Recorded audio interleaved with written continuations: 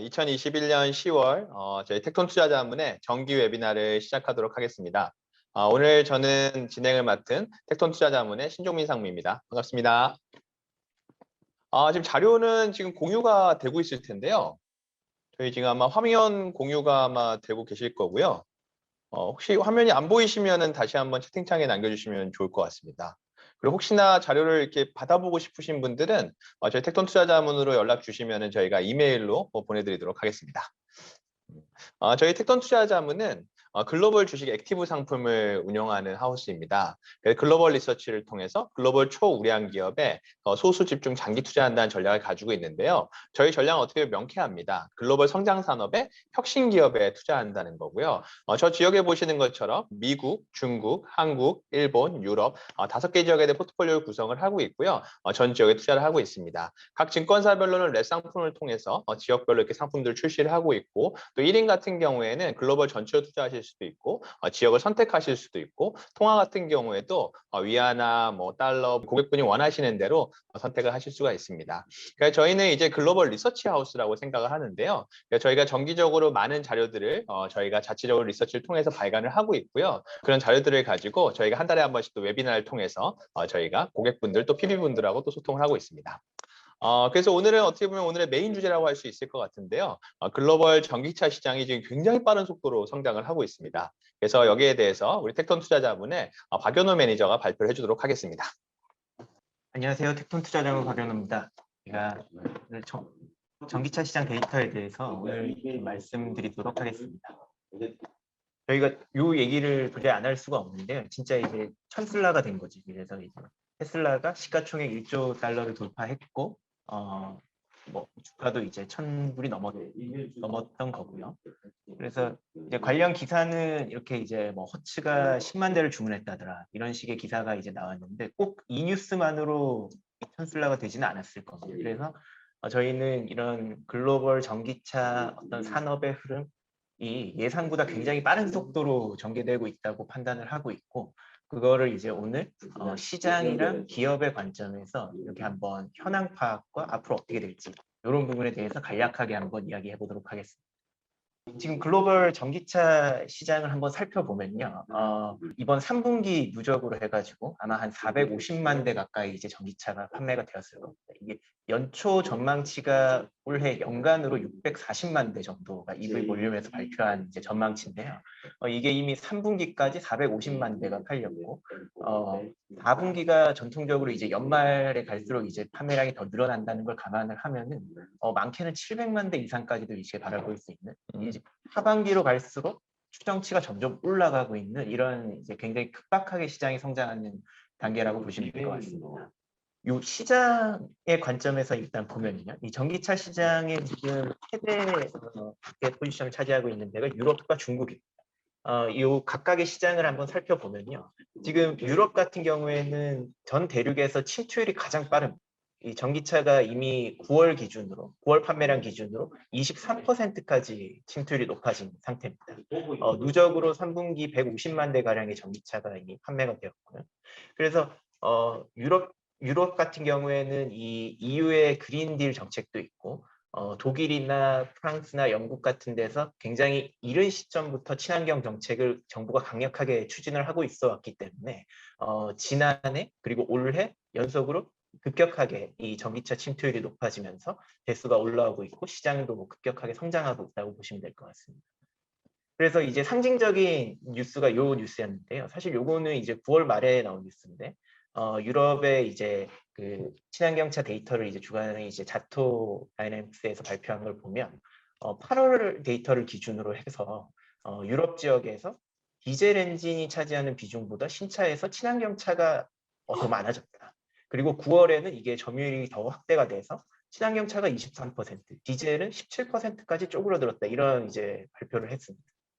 굉장히 상징적인 사건인 게, 어떻게 보면 이제 유럽 지역에 있는 독일 3사 같은 회사들이 글로벌 어떤 디젤 엔진, 클린 디젤 이야기를 하면서 굉장히 많이 성장을 했었는데, 그 본거지에서 디젤 엔진이 거의 이제 영향력을 맥을 못 출 정도로 떨어지고 있고, 친환경차가 이만큼 확대되었다는 거. 그런 관점에서 보면 이 유럽 대륙 유럽 시장이 굉장히 빠르게 친환경차를 받아들이고 있다는 걸 미루어 짐작할 수 있고요. 실제로 데이터도 차트에서 보시는 것처럼 나타나고 있습니다.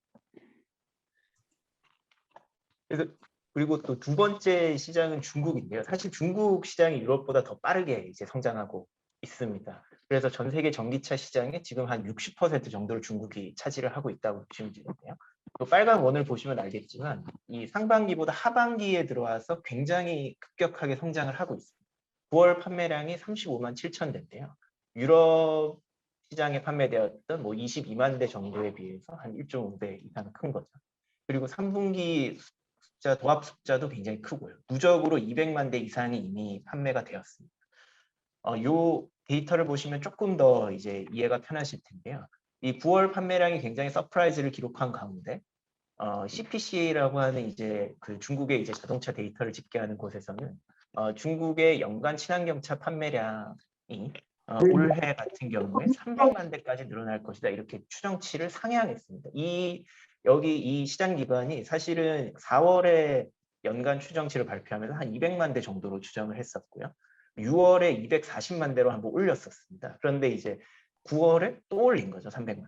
잠깐만, 그 9월에 그럼 중국 신차 시장에서 전기차 침투율이 17%라는 건가요? 그렇죠. 17%고 일부 기관에서는 20% 정도에 도달했다. 20%가 살짝 넘었다. 이렇게 이제 판단도 하고 있습니다.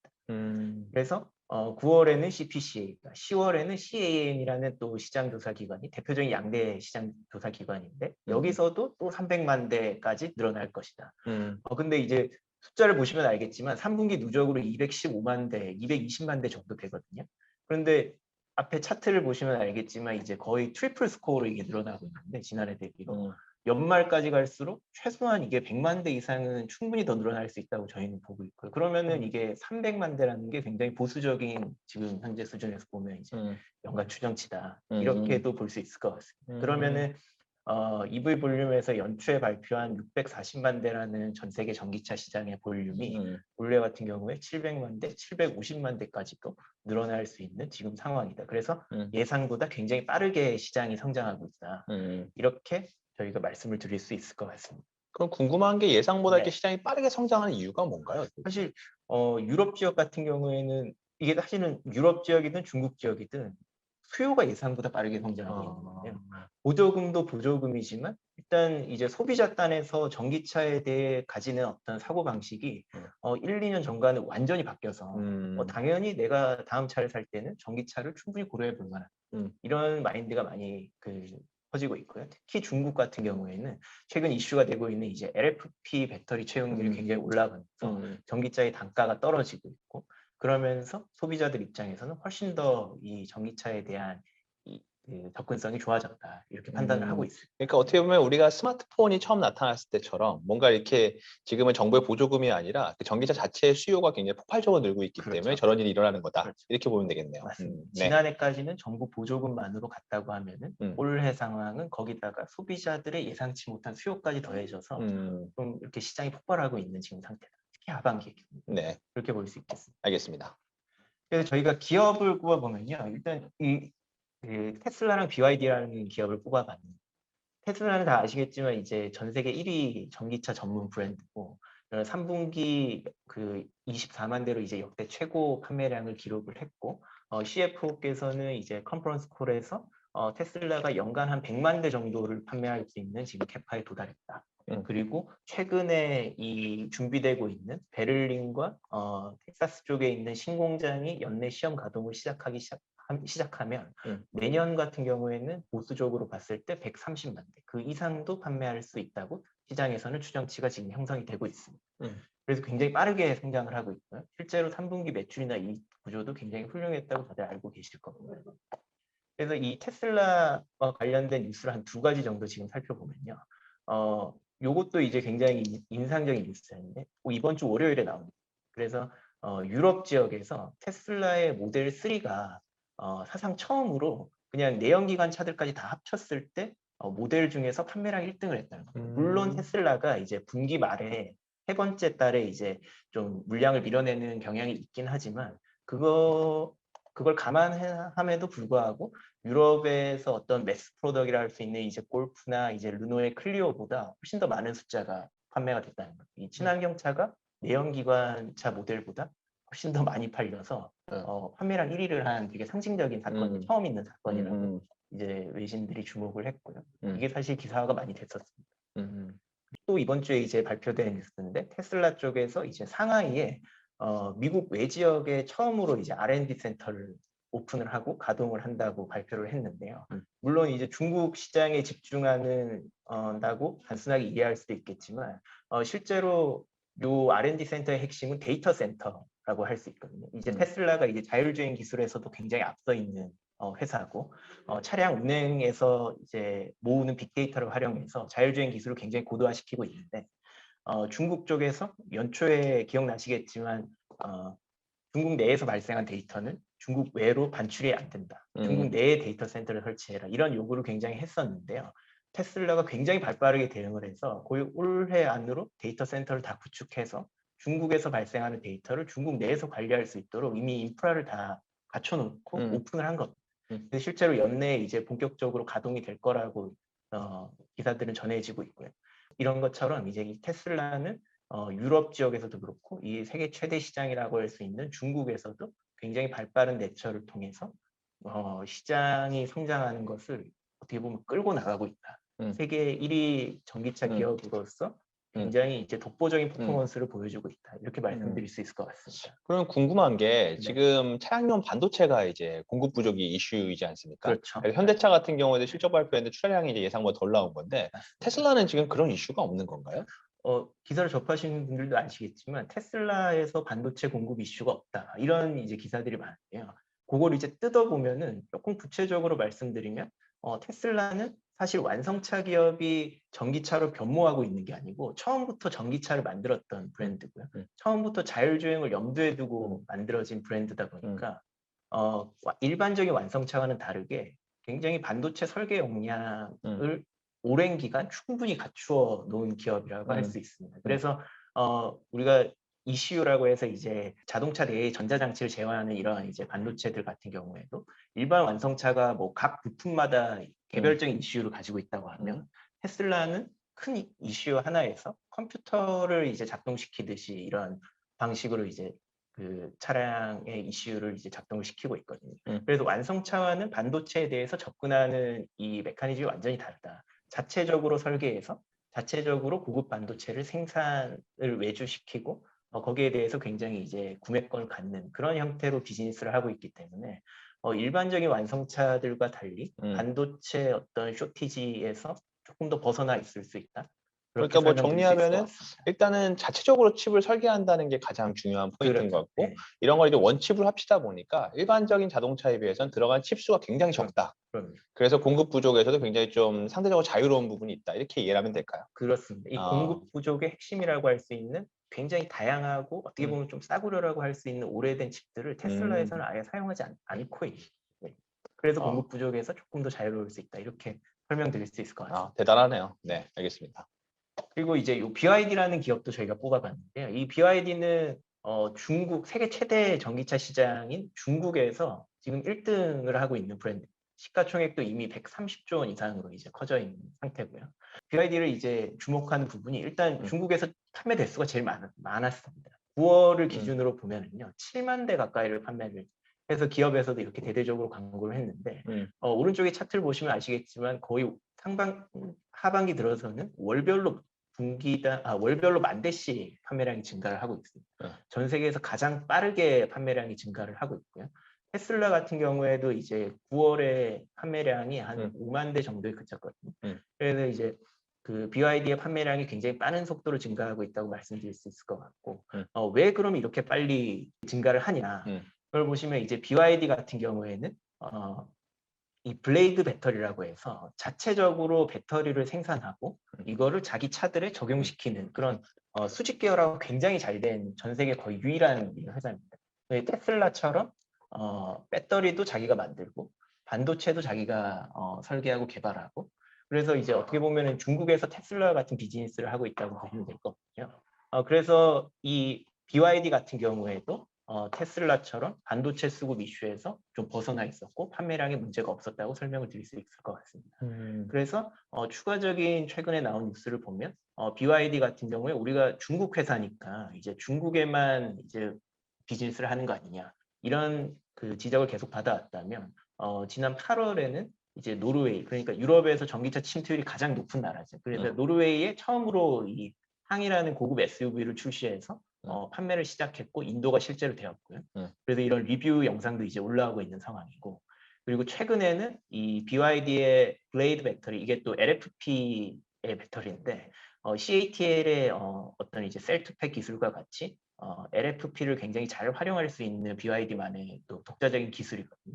그래서 이런 블레이드 배터리가 다른 완성차 업체들과 협력할 수 있는 가능성에 대한 루머성 기사들이 이렇게 나오고 있는데 사실 안입된 굴뚝에서 이렇게 연기가 날 리는 없기 때문에 이런 협력 과정들이 앞으로 계속 기사화되고 또 이슈화될 가능성이 높다고 저희는 보고 있습니다. 그 저기 기사 지금 루머라고 써 있는 것처럼 BYD가 테슬라의 LFP 배터리를 블레이드 그렇죠. 배터리 공급할 수 있다. 이런 그렇죠. 루머도 지금 시장에서 거론이 되고 있는 거죠. 테슬라에도 공급할 수 있다. 그리고 CATL과 함께 뭐 애플과 공급사로 이렇게 뭐 얘기가 되고 있다. 이런 이야기들이 나올 정도로 이 기술들이 어떻게 보면 좀 시장에서 높은 평가를 받고 있다. 이렇게 이루어 짐작할 수 있겠죠. 알겠습니다.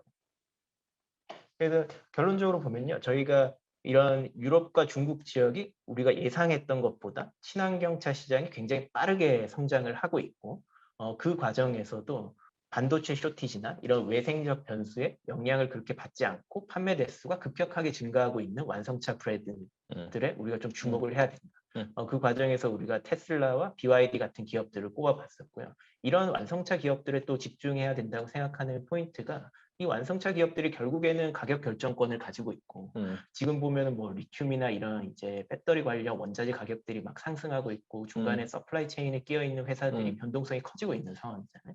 그럼 그 상황에서도 안정적으로 어떻게 보면 헤게모니를 가져갈 수 있는 이 기업들이 이 앞단에 있는 굉장히 독보적인 브랜드력을 확보하고 있는 완성차 기업들이다. 저희는 이렇게 판단을 하고 있습니다. 그래서 이런 기업들에 조금 더 저희가 많이 리서치도 많이 하고 또 노출 비중도 늘리고 이렇게 해야 앞으로 좀 이런 급변하는 전기차 시장에 대응할 수 있다 이렇게 판단을 하고 있습니다. 그러니까 인상적인 게 아까 그 테슬라가 이미 유럽에서 내연기관차보다도 많이 팔리는 그렇죠. 부분하고 지금 보여주시는 표에 이제 어떻게 보면 탑10 이제 카 브랜드가 나왔는데 거기에 어떻게 1, 2, 3위가 어떻게 보면 테슬라, BYD 이런 기업들이 껴있다는 맞습니다. 거고. 근데 그 이번 저건 SAIC 저 회사는 어떤 회사인가요? 저 회사는 사실은 이제 중국 회사인데요. 이제 우빙이라고 해가지고 이제 그 홍광민이라는 굉장히 저렴한 이제 1,000만 원 이하대 이제 초소형 이제 경영 전기차를 이제 만들어내는 회사고 대수는 사실 굉장히 많지만 기업 규모는 아직 굉장히 소규모라고 생각하시면 될 것 같습니다. 근데 인상적인 거는 어쨌거나 저 내연기관 차들 다 제끼고 우리 테슬라는 알고 있어도 중국 기업들이 저렇게 2, 3위 어쨌거나 그렇죠. 포진을 하고 있다는 것 네. 자체가 중국 기업들 어떤 경쟁력이 좀 무서울 수도 있다 이런 생각이 듭니다. 네. 네, 감사합니다. 네. 그러면 이번에는 다음 주제를 한번 진행을 해보도록 하겠습니다. 최근에 시장들이 굉장히 좀 이렇게 변동성도 크고 좀 어려운 시장 환경이 지속되고 있다고 생각을 하는데요. 저희는 이제 글로벌 투자를 하다 보니까 특히나 한국 투자만, 한국 지역에만 이제 한국 주식만 투자하시는 분들과 실제로 미국, 중국을 투자하시는 분들이 이 시장에 대해서 느끼는 온도차가 굉장히 크다고 생각을 합니다. 그래서 이런 부분에 대해서 저희 글로벌 투자 전략을 저희 택돈 투자자문의 남동준 대표가 발표해 주도록 하겠습니다. 안녕하세요. 반갑습니다. 한 달 만에 뵙게 되네요.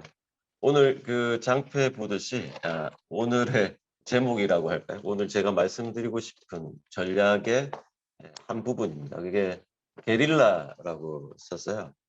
그 게릴라가 뭐 잘 아시다시피 우리가 뭐 전면전이나 어떻게 보면 큰 대규모 전투 이런 것들이 아닙니다. 아주 소규모 전투고 또 소규모 전투라고 하더라도 각각의 지역에서 산발적으로 일어나지만 실질적으로는 그 교신이나 서로 정보통신이나 이런 것들은 또 다 연결돼 있고 끝까지 저항하는 모습들 뭐 이런 것들을 연상하실 수 있을 겁니다. 제가 말씀드리고 싶은 것의 가장 큰 거는 전반적인 시장의 어떤 회복은 사실 한 1년 반 팬데믹 이후에 2년 가까이 지속이 되면서 전반적인 회복에 대한 어떤 기운들이 계속 충족이 되어 있는 상태고요. 지금부터는 뭐 아시겠지만 모든 종목, 모든 국가, 모든 사람들이 갖고 있는 주식들이 다 오를 수 있는 시장은 이제 벌써 올해 한 해 딱 보시면 아시겠지만 없는 겁니다. 실제로 올해도 시작은 굉장히 강력하게 시작을 했지만 지금 현재 보면 우리나라 지수도 전체적으로는 마이너스이고 중국, 미국 정도가 아마 지난해 9월부터 좋지 않았다가 최근에 올랐기 때문에 굉장히 완만한 모습으로 상승을 보이고 있지만 글로벌 전체적으로는 아주 조용한 모습입니다. 그렇지만 아주 빛나는 국가나 빛나는 산업 이런 것들이 있죠. 이 앞에 작게 써놓은 제목들은 제가 1월 달부터 계속 이 제목으로 쓴 글로벌 투자 전략의 제목으로 쓴 것들인데요. 그걸 하나하나 좀 되짚어 보면서 우리가 어떤 길을 걸어왔고 앞으로 11월, 12월 마지막은 아니지만 또 게임이 계속됩니다. 근데 한 12월까지 어떤 자세로 투자 전략을 가져가야 될지 한번 생각하는 시간을 갖도록 하겠습니다. 이렇습니다. 고릴라 게임, 옹고이 지신, 서핑 이런 식으로 연결이 되는데요. 제가 하나하나 가볍게 넘어가겠습니다. 1월 달에 제가 글로벌 투자 전략의 핵심이 고릴라 게임이라고 적어놨고요. 벌써 진행이 많이 됐습니다. 1번에 보시면 초고속 성장세로 접어든 기술 시장을 발견하라. 이거죠. 우리가 벌써 발견됐어요. 발견이 돼 있고 우리가 어느 산업에서 굉장히 빠른 속도로 성장하고 있는지를 발견했어요. 후보 종목들도 굉장히 바구니에 많이 담았다가 팔기도 했다가 하겠지만 지금 상황을 말씀드립니다. 지금 상황을 이제 연결해서 보면 1월 달에 쓴 자료지만 제가 지금 초록색으로 박스를 써놓은 건데 지금은 어떻게 해야 되냐. 확실한 고릴라를 그 고릴라에 집중을 해야 됩니다. 소수 집중을 해야 됩니다. 그래서 집중한다는 거는 반어로 따지면 버려야 돼요. 그래서 저희들 전체 포트폴리오가 25개를 안 넘습니다. 한국은 4종목 정도 되는데 거의 한 종목에 한 50%가 가 있고요. 다른 국가들로도 보면 아시겠지만 10개 아니면 12개가 최고로 많고 실질적으로 비중을 따지면 굉장히 집중되어 있습니다. 이게 굉장히 위험할 것 같지만 실제로는 이런 시장에서는 가장 강력한 리스크 매니지먼트라고 할 수 있습니다. 그 다음에는 우리가 1년을 잘 겪어와서 나중에 순차적으로 말씀드리겠지만 빌황이 나와서 시장을 한번 흠은 적도 있고 금리 인상, 인플레이션 때문에 한번 흠은 적도 있고 잘 보면 아시겠지만 지수는 그대로예요. 그 사이에 어떤 종목들 내려가고 어떤 종목 올라가고 했지만 결과적으로는 큰 영향이 없었던 거죠. 다만 매입한 고릴라, 어떻게 보면 우리가 중심으로 갖고 있던 어떤 고릴라는 흔들리지 않고 집중하다 보니까 조금씩 성과가 나타나기 시작하는 거예요. 저는 이렇게 이해를 하고 있고요. 2월 달입니다. 제가 2월 달에 쓴 자료 중에 이게 어떤 거냐면 제너럴 모터스의 1936년도 전시관에 있는 그림들입니다. 70년, 80년 더 전 일이죠. 그 당시에 꿈꿨던 스마트 시티와 전기차의 모형이죠. 어떻게 보면 시장은 계속 이런 어떤 기술적 발전에 대해서 시간만 되면 아니면 국면이 되면 계속 나가려고 하는 거고 우리가 이런 과거의 사례를 봐서 계속 이런 방향으로 산업이 변할 거다라는 것을 한 번 더 새겨야 된다. 이런 걸로 2월 달에 한번 제가 말씀드렸습니다. 지금 이제 전기차 시장의 모습들이 점점 구체화되다 보니까 좀 마음이 급해진 거죠. 시장도 급하게 움직이고 있는 겁니다. 3월 달은 빌황이 만든 아케고스라고 하는 헤지펀드가 한번 크게 이렇게 움직이면서 시장이 요동을 쳤죠. 그 전에 게임스탑이라고 하는 노이즈도 있었고. 하지만 시장에 벌써 한 4, 5개월 지났지만 아무런 영향이 없어요. 어떤 거냐면 이 노이즈들이 계속 있지만 우리가 갖고 있는 어떤 신용 시스템 그리고 금융시장 시스템이 과거 금융위기 때나 그 일부 힘들었던 시기보다 훨씬 더 투명하게 정확하게 게시가 되어 있고 통계 처리가 되어 있습니다. 그래서 이런 부분들이 앞으로 우리가 어떤 사건이 일어날 때마다 IMF 일어나는 거 아니야? 아니면 금융위기 일어나는 거 아니야? 자꾸 그런 어떤 그 노이즈들이 많거든요. 실제로 그런 것들을 넘어서야 된다라고 생각합니다. 4월에는 제가 히스토리란 걸 썼고 히스토리는 아시겠지만 누적되고 축적되는 겁니다. 어떤 국가든 간에 기술적 축적이나 자금의 축적이 없이는 도약을 못하듯이 지난 한 30년 아니면 지난 5년 정도 우리가 히스토리를 봤을 때 해외 특히 미국, 중국하고 우리나라하고 어떤 산업의 발전 양상이 축적된 스토리가 다릅니다. 우리는 조선, 메모리 반도체, 자동차, 철강, 화학에 굉장히 오리엔트돼 있고 그 구조 조정될 때까지 정말 열심히 노력했거든요. 근데 올드 이코노미가 아니라 새로운 이코노미에서 히스토리가 만들어진 거죠. 그게 정확하게 따지면 2015년부터입니다. 우리가 지금 아무런 끄리낌 없이 보는 유튜브, 아무런 끄리낌 없이 보는 스트리밍, 넷플릭스 이런 것들이 2004년도, 5년도부터 투자해서 2015년부터 발현되는 산업들에서 지금 대박이 나는 거죠. 근데 우리나라에서 일어나고 있는 어떤 산업의 행태가 사실 좀 거리가 멉니다. 따라서 그래프 자체가 이렇게 돼 있는 거죠. 5월 달에 한번 금리 때문에 또 크게 움직인 적이 있습니다. 근데 제가 다시 한번 장표를 드리지만 이게 어떤 거냐면 5개 회사, 마이크로소프트, 알파벳, 아마존, 페이스북, 애플인데요. 이게 상반기 매출액하고 영업이익일 겁니다. 322조, 75조 반기 때 거둔 실적인데 이게 플러스 41%, 플러스 100%죠. 따라서 우리가 요걸 넘어갈 수 있다. 금리 정도 넘어갈 수 있다라고 표현을 드린 겁니다. 6월 달에 저희들이 그래서 미국 쪽에 굉장히 많은 투자를 또 다시 재차합니다. 뭐 빅텍도 있고 뭐 전기차도 있고 또 비메모리 반도체 또 추가적인 비중을 확장을 한 거죠. 여전히 아직도 늦지 않았다는 생각에 또 투자를 하게 되고 또 우리가 조금 차별화된 어떤 전략이라고 하면 저희들이 아날로그로 지구되는 여러 가지 음악 산업, 글로벌 음악 산업의 디지털라이제이션을 한번 기술적인 혁신으로 보고 워너뮤직이나 뭐 유니버셜 뮤직 그리고 국내 하이브 같은 주식들을 굉장히 많이 투자를 하는 그런 전략을 취했습니다. 8월 달에도 마찬가지입니다. 8월 달에도 지치고 시장이 힘들었지만 제가 말씀드리고 싶었던 거는 글로벌 시장의 IPO 규모인데요. 굉장히 역동성을 가지고 1년에 한 200조 하던 시장이 1년에 이제 반기에 200조 할 정도로 굉장히 역동성이 있고 이게 아마 우리들의 어떤 시장의 힘을 반증하는 트렌드다. 앞으로 연간으로 한 400조 정도 될 것 같은데요. 이런 큰 힘들이 아직 살아있는 이상 주식시장에 대해서 너무 그렇게 염려를 하지 않으셔도 된다. 그 이면에는 우리가 보이지는 않지만 정말 안 보입니다. 우리가 뭐 이렇게 이런 데이터를 보고서도 실감이 안 될 텐데 데이터의 누적입니다. 이게 기하급수적으로 늘어나고 있고 이거를 구현하는 것은 우리가 아는 빅데이터, 클라우드, 여러 가지 반도체, AI 칩 이런 것들이거든요. 이런 것들이 아마 우리나라든 글로벌 기술 혁신을 계속 주도를 할 겁니다. 근데 언제까지 갈 거냐? 사실 그건 알 수는 없는 거죠.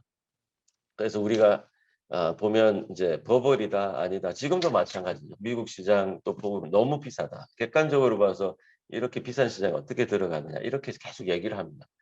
근데 거듭되는 반복되는 실수가 이 시장이 최고점이다, 최저점이다라고 판단하는 것부터거든요. 사실 그렇게 정확하게 맞출 수가 없습니다. 이게 최고점인지 아닌지 지나고 나야 아는 거거든요. 그래서 저희들은 그런 고점이나 저점을 잡지는 않습니다. 다만 느낄 뿐이죠. 느끼면서 우리가 조금은 수정하고 조금 비중 조절을 하고 하지만 이번에는 피크아웃이 될 거니까 이번에는 저점을 할 거니 이렇게 생각하지 않습니다. 그래서 전략을 이렇게 합니다. 우리도 굉장히 많이 미국 시장은 뭐 올라가 있는 상태고 우리가 생각하듯이 게릴라처럼 시장도 움직인다. 실제로 1200조짜리가 12% 오르고 2700조짜리가 6% 오르고 800조짜리가 20% 오르는 시장이에요. 우리나라 시장도 아시겠지만 메타버스든 뭐든 해서 1조, 2조 하던 회사들이 깜짝 놀랄 정도의 순간적인 속도로 5조, 6조가 되는 시장. 이런 시장에서 모든 종목을 다 가져가고 모든 국가의 종목을 가져가는 굉장히 힘든 거죠. 그래서 소수 정예가 필요하고요. 전반적으로는 미국의 역동성을 12월까지는 믿고 있고 중국의 반등 가능성에도 굉장히 저희들이 포커스를 맞추고 있습니다. 시장 지수 따라서 움직이는 주식은 저희들은 가급적이면 버리려고 하고 있고요. 종목 수는 작게 가져갈 거고 비중은 굉장히 높여간다. 자신 있는 종목들에 대해서는 우리가 굉장히 높은 비중을 가져가고 자신이 없으면 아예 현금으로 좀 놔둘 생각이거든요.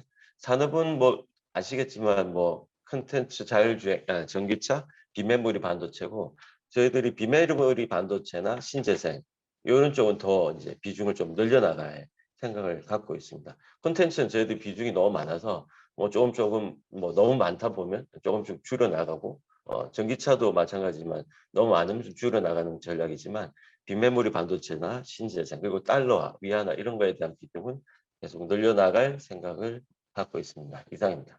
좀 산만했지만 이거 말하려고 하면 한 2시간 걸려서 빨리빨리 얘기했지만 잘 제 마음같이 이렇게 이해가 잘 안 되실 걸로 생각이 듭니다. 이상입니다. 와, 그 1년을 이게 뭐 다 간 건 아니죠. 돌아보니까 굉장히 시장에 많은 일들이 있었는데 일단은 이제 투자자분들이 궁금해하실 만한 질문을 일단 해보면 이 중국에 대해서 어떤 고객분들, PB분들이 굉장히 불안해하신단 말이에요. 근데 아까 그 반등 가능성이 꽤나 무게를 두신다고 했는데 어떤 이유로 반등을 점치는지, 중국의 저 반등을 점치는지. 첫 번째는 숫자입니다. 물론 뭐 정치적인 리스크나 어떤 헤게모니 싸움 때문에 분명히 이제 그 디스카운트를 해야 되죠. 디스카운트를 해야 되는데 정확하게 얘기하면 예측치와 다른 숫자들은 아직 안 나오고 있어요. 저희들도 중국 때문에 좀 계속 골치가 아프거든요. 일부 종목들은 사실 손절매도 하고 했지만 우리가 그렇지만 그 시장의 잠재력이나 역동성은 미국 못지 않은 거죠. 미국 못지않은 기술적 혁신이 일어나고 있고 굉장히 제일 중요한 거는 이겁니다. 미국이 이제 팬데믹 때문에 지원금을 네. 100을 주고 중국도 100을 주고 우리가 100을 주죠. 미국과 중국은 수출과 내수가 워낙 좋기 때문에 100의 효과가 나죠. 근데 우리는 100을 쓰면 50의 효과밖에 안 납니다. 내수 시장이 작기 때문에. 그래서 아마 내수 시장이 꾸준히 성장할 거고 숫자들이 뒷받침되면 중국도 충분히 올라갈 겁니다. 그리고 또 우리가 자꾸 기억하지 못하는 것들이 많은데요. 1년 전 보면 2020년 2월부터 2021년 2월까지 제일 많이 오른 시장이 중국 시장입니다. 그전에는 또 미국 시장이 제일 많이 올랐고 이게 조금은 타이밍이 순차적인 거고 중국 시장이 힘든 건 정치적 리스크도 있지만 2020년, 21년 2월 달에 최고점을 찍었다는 거. 그것 때문에 큰 조정이 일어나고 소화 과정이 있다라고 이해하시면 아마 반등 가능성에 조금 더 무게를 두실 수 있을 겁니다. 이게 뭐 되게 구체적인 질문인데, 그리고 저희 하시는 동안에, 저희가 지금 마이크를 꽂아놔서 이제 음성은 안 되고요. 채팅으로 궁금하신 점 올려주시면 저희가 바로 답변을 드리도록 하겠습니다. 일단은 지금 질문하신 게 중국의 어떤 정치적 리스크, 그다음 내년 10월에는 이제 시진핑의 연임이 이제 결정되는 이제 오중전회가 있는데 그 부분에 대해서는 어떻게 보시는지 한번 답변을 주시면 좋을 것 같습니다. 제가 정치적 평론가가 아니라서 그걸 뭐 이렇게 저기 해석할 수 있는 위치는 전문가가 아니기 때문에. 하지만 저희들이 보는 거는 과거의 경험들이죠. 과거의 경험들에 따라서 하는 건데 과거 사례들을 보면 그게 그렇게 영향을 미친 적은 별로 없고요. 오히려 베이징 올림픽 이런 것들이 훨씬 더 큰 영향을 미쳤던 거죠. 실제로 거기도 공산주의이긴 하지만 어떻게 보면 자본주의적 시스템으로 돌아가는 거기 때문에 그 영향이 일시적이라고 항상 이제 일시적으로 영향을 미쳤다가 다시 풀렸다가 예를 들면 플랫폼들도 지금 굉장히 박해를 받고 있지만 지금 현재 규제나 이런 통제 하에서 적응하기 위해서 굉장히 많이 다양한 방법으로 비즈니스를 늘려나가고 있거든요. 사실은 중국이 플랫폼 기업들한테 100% 개방적이었죠. 너무 많은 지원을 합니다. 우리나 미국이나 유럽은 플랫폼 회사에 대한 규제가 굉장히 과도합니다. 그러니까 그걸 중국이 이제 한 거죠. 조금 그렇게 이해하셔야 될 겁니다. 그래서 더 과도하게 규제할 것들이 없을 수도 있습니다. 그러니까 이제 그런 부분들 하시고 정치적으로는 뭐 오중 전해고 이런 것들은 제가 이제 뭐 특별히 이렇게 주식신과 연관해서 설명드린다는 게 조금 자신은 없습니다. 그러니까 뭐 정리하면은 일단은 중국 공산주의지만 그래도 시장 경제, 자본주의 어쨌거나 다 있는 국가이기 때문에 경제 논리가 더 먼저일 거다 이런 말씀이신 거고요. 그거는 지금까지 제가 막 주장하는 바가 아니라 지금까지 중국 시장이 한 20년 정도 끌어왔을 때 그 네. 시장의 사례들을 보면 그렇다라고 얘기합니다. 그다음에 이제 본토하고 홍콩하고 지금 너무 차이가 많아요. 홍콩이 너무 부진한데 그 부분은 좀 어떻게 이해해야 되는지. 이게 이제 이것도 굉장히 중요한 거죠. 저희도 또 홍콩 투자해서 시급했으면 시급하고 곰곰이 제가 복기를 하고 다시 한번 들여다보니까 금리 인상, 인플레이션, 달러 강세 이 굉장히 중요한 포인트입니다. 이것들이 되다 보면 이게 환율도 움직이고 금리가 움직이는 시장에서 한국 시장이나 홍콩 시장이 뭐 좋았던 적이 별로 없는 것 같아요. 제 생각에. 금리가 움직이고 인플레이션. 잘 좋았던 거는 오히려 미국이나 위안화 쪽이나 아니면 차라리 엔가 쪽에서 굉장히 편했던 것 같고 실제로 환율이 움직일 때는 홍콩이나 한국, 특히 환율이 굉장히 역동적으로 유출입이 심한 나라에서는 굉장히 불편할 수 있다라고 생각을 하고 있습니다. 그리고 홍콩 시장이 또 많이 빠진 이유는 아시겠지만 플랫폼이나 이제 이런 회사들이 사실 홍콩 시장에 더 많이 상장돼 있고요. 심천이나 상해나 일부 우리가 아는 차이넥스나 거창판에는 그쪽 그 본토에 자동차나 반도체 기타 우리가 아는 그런 신재생 에너지 이런 회사들이 많이 포진돼 있으니까 그게 홍콩만의 문제는 아니지만 그런 영향이 있다고 보시면 됩니다. 네, 좋습니다. 그리고 아까 그 히스토리 말씀하셨는데 2015년부터 이미 저런 미국이나 중국의 어떤 첨단 기술 기업들 축적된 기술이나 이제 데이터들이 있는 거고 우리나라는 그렇지 못했다는 건데 그럼 앞으로 좀 한국 시장은 어떻게 해야 돼? 예를 들어 주식 시장으로 예측할 수도 있고 산업으로 본다 그러면 우리나라 시장을 어떻게 이해하고 좀 저희가 전략을 가져가야 될지. 그러니까 이게 조금은 애국심하고는 좀 이게 반할 수는 있지만 주도하지는 못하는 거죠. 주도하지 않고 따라가는 시장입니다.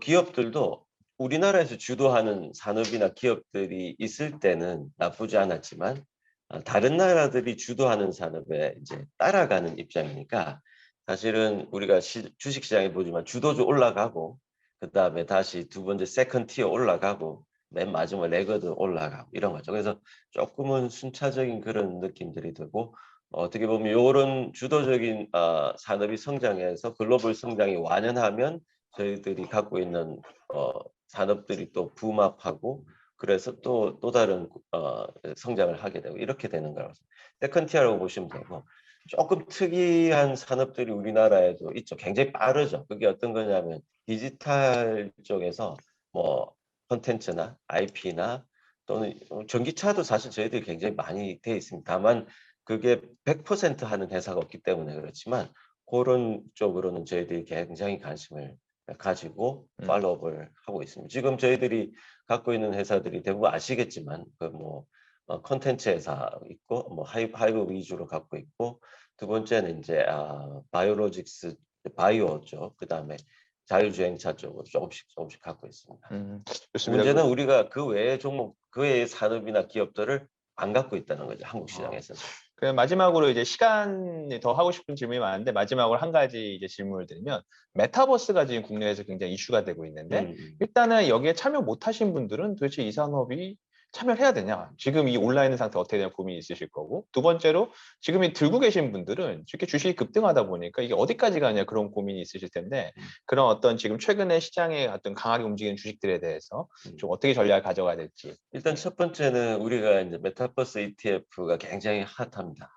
핫하고 순식간에 뭐 100% 오른 종목도 있고 2배 정도 오른 종목, 3배 정도 오른 종목도 있는데 그건 저는 이렇게 단순하게 생각합니다. 뭐 PB분들이나 고객분들도 한번 생각해 보시면 아시겠지만 미국이나 영국이나 뭐 기타 다른 나라에 어떻게 갑자기 메타버스란 이슈로 급격하게 오른 주식이 최근 한 달 동안 있었느냐? 없었던 것 같은데. 없었죠. 있다면 아마 넷플릭스, 그다음에 유니티, 기타 몇 개 정도죠. 그러니까 글로벌 전체적인 흐름을 관통하는 팀이 맞긴 맞는데 실제로 이게 일시적으로 우리나라에서 좀 폭발적인 인기를 얻었던 건 아마 여러 가지 트리거들이 있었겠죠. 뭐 오징어 게임도 있을 거고, 기타 BTS가 이제 오프라인도 있을 거고, 또 다른 우리가 저기 그 컨텐츠 회사에서 굉장히 큰 폭의 성장들이 일어나다 보니까 붐업이 돼요. 그러니까 사실 거꾸로 생각하면 우리나라 시장에서 아주 주도적으로 집중적으로 투자할 산업이나 기업들이 없는 상태에서 자금들이 들어옵니다. 그 자금들이 갈 데가 없는 거죠. 굉장히 그래서 조금은 저는 그 안에서도 메타버스 ETF를 30개 사면 안 되고요. 메타버스 ETF 30개 종목을 사면 안 되고 8개 종목 사면 안 됩니다. 두세 종목 사야 됩니다. 그래서 메타버스 ETF도 좋아하시겠지만 빠질 때는 사실 30개 다 빠집니다. 30개 중에 제일 늦게 빠질 거 한두 종목 정도 갖고 가야 되는 거죠. 저희들은 가장 퍼스트 티어나 세컨드 티어 정도까지 투자하는 것이 메타버스의 핵심이라고 생각하고요. 외국에는 좀 종목들이 있습니다. 우리가 생각하는 넷플릭스도 충분히 그런 메타버스와 관련된 종목들이고 러블록스도 있고 뭐 안에 여러 가지 것들이 있지만 우리가 뭐 메타버스 ETF 다 묶어가지고 한꺼번에 뭔가 간다는 거는 그 산업의 속도보다 우리의 심리가 훨씬 빨리 가고 이게 좀 오히려 가을이다 보면 오히려 좀 더 다른 또 고난에 좀 당할 수도 있다 이렇게 생각하고 있습니다. 네, 알겠습니다. 감사합니다. 시간에 대해서 이제 맞추려고 하는데요. 저희 텍톤 투자자문은 계속해서 좀 글로벌 리서치를 해 나가고 있습니다. 그래서 그런 내용들을 정말 적극적으로 PB분들 또 고객분들하고 또 소통하려고 하고 있고 이 웨비나는 매달 마지막 주 수요일 오후 4시에 열리게 됩니다. 그럼 오늘 2021년 10월 텍톤 웨비나는 이상으로 마치도록 하겠고요.